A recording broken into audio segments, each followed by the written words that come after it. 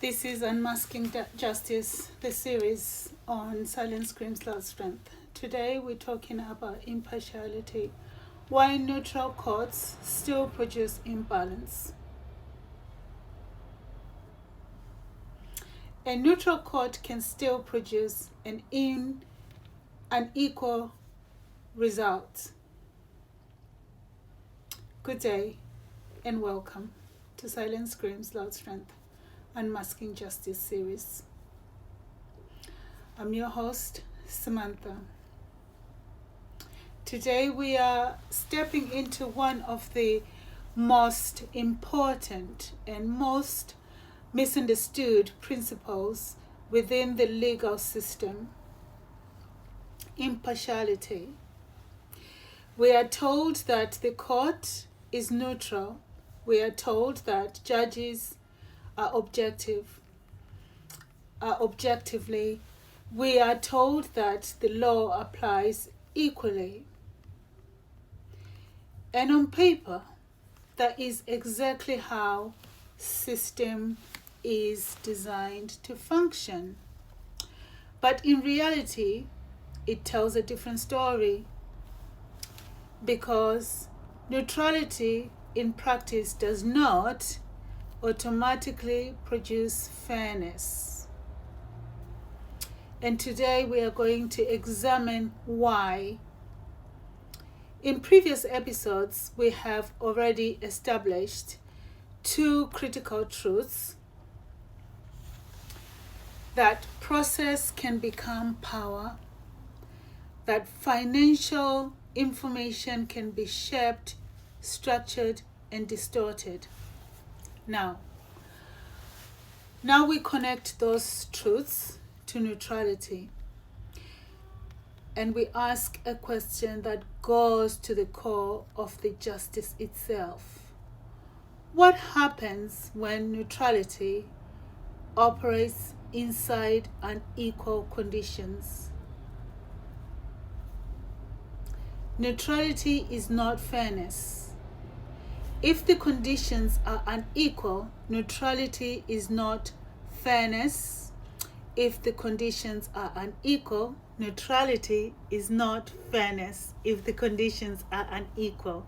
Yes, I repeated that 3 times. Under the Marital Causes Act, 1973, under Family Procedure Rule, and under Article 6 of the Human Rights Act, the right to a fair hearing is not optional. It is the foundation, but fairness is not achieved by rules alone. Fairness is achieved by how those rules operate in reality. And today, we are going to expose the gap between legal neutrality and practical fairness. So what is impartiality really? What does it actually mean in legal terms? Let us define this properly. Impartiality means no bias, no favor, no prejudice, no internal influence. A judge must not take sides. A judge must not prefer one party over another. A judge must apply the law consistently.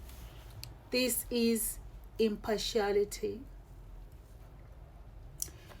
Neutrality, however, is procedural. It means the same rules apply, the same process applies, the same framework applies to everyone.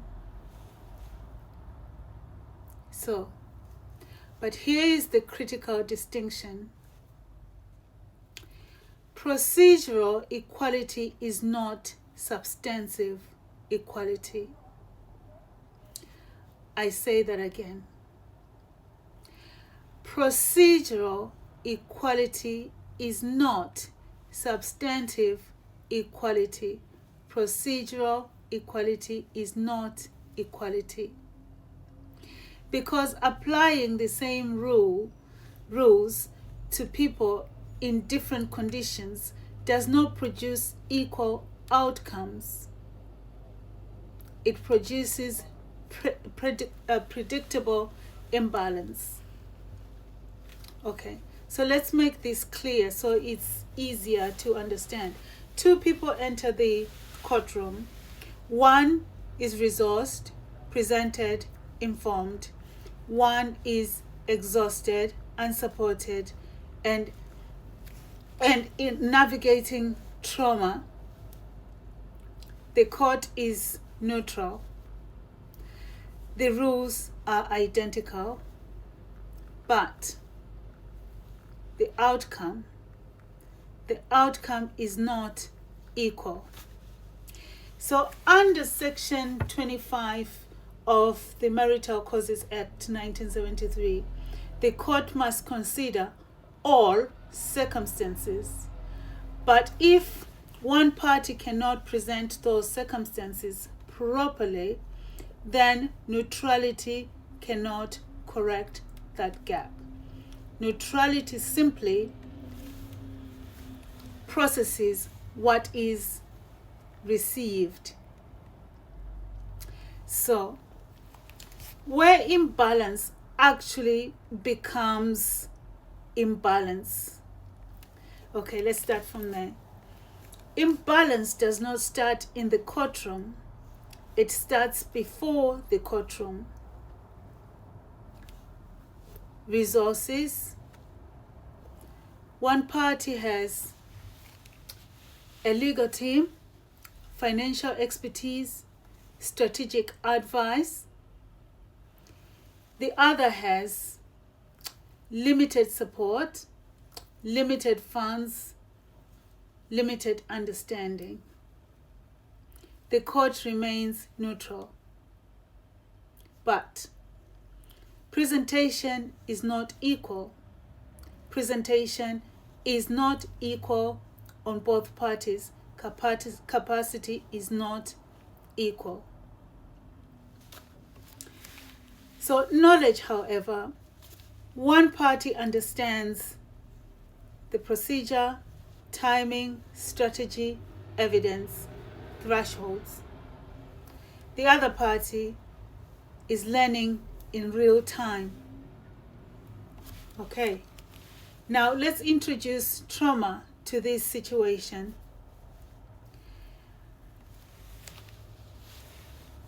Coercive control, financial abuse, those are all happening. And under the Domestic Abuse Act 2021, we recognize psychological abuse, economic abuse, control, coercive control. All these patterns are recognized under the statute. But recognition is not the same as integration, because when that survivor enters the courtroom, they are still expected to perform, to process complex information, to respond under pressure, to challenge evidence, navigate the structure, while all in the state of shutdown. And here is the reality. Trauma reduces cognitive function.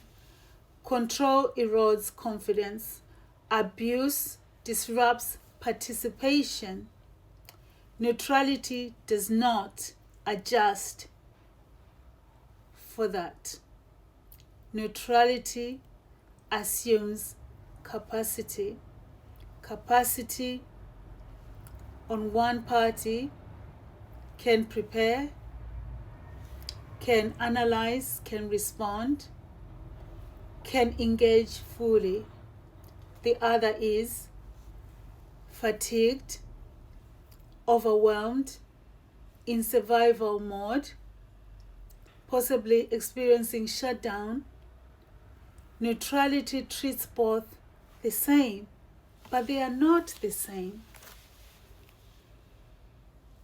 So, information control, this is a fundamental part in coercive dynamics. One party controls records, one party controls access, one party controls the narrative. So when disclosure begins, one side already holds the truth. The other side is trying to reconstruct it. So neutrality does not rebalance that at all. Neutrality produces what is submitted in real time. So, how neutrality reproduces harm. Now we reach that critical point where neutrality does not create imbalance, but it can perceive it. And it's in doing so, it can reproduce harm.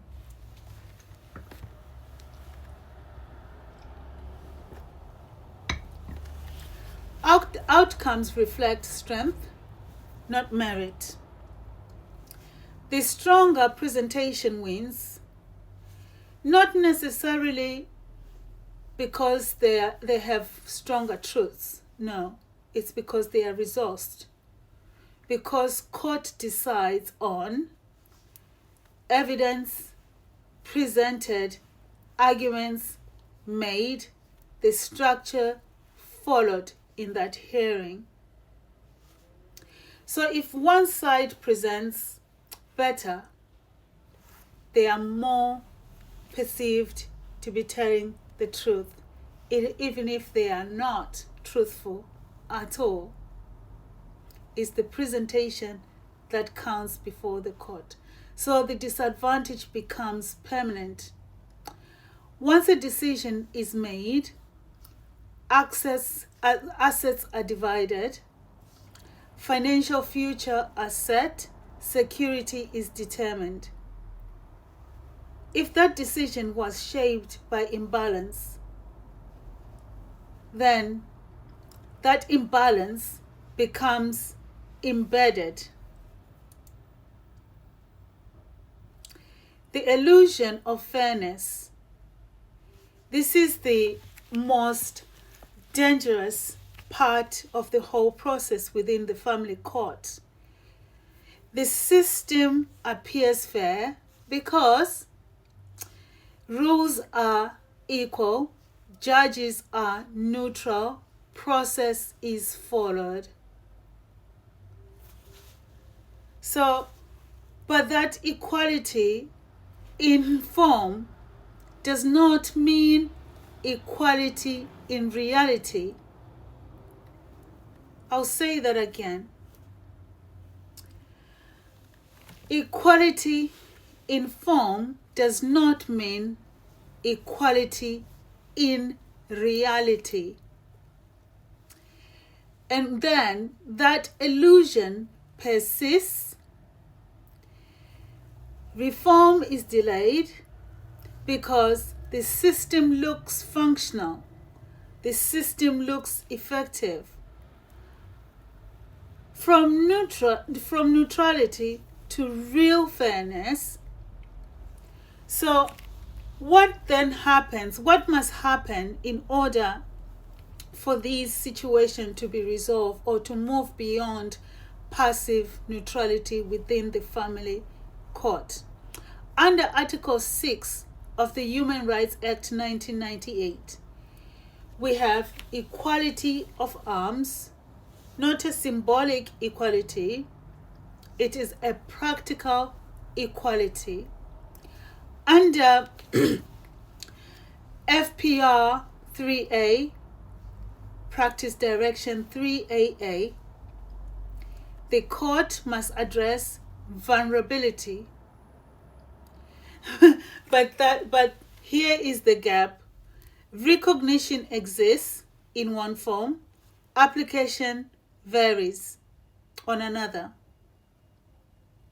So true fairness requires active balancing, structural awareness, procedural adjustments in real time. In real time, it requires asking who can participate fully, who cannot, and why not. These are fundamental questions that the court has to address before the process begins, and then acting on that, because neutrality without adjustments is not fairness. It is passive processing. Therefore, the outcome is imbalanced. So, let us return to the core truth. Neutrality, a neutral court can still produce an unequal result. This is not about blame. It is about structure. It is about applying the rules in principle. The law exists, the principles exist, the framework exists, but the system must function in accordance of those principles and the frameworks. A justice system cannot rely on presentation over truths, endurance over fairness, structure over substance. Because when neutrality operates inside an unequal arms, in an equal environment, it does not correct imbalance. It processes it. And when it processes it, it can reinforce it. Okay. So, true impartiality is not treating everyone the same. It is ensuring that everyone has the same ability to be heard, to be understood, to receive justice, to participate and engage fully. Thank you for listening to this episode. If it resonated with you, please share it with someone.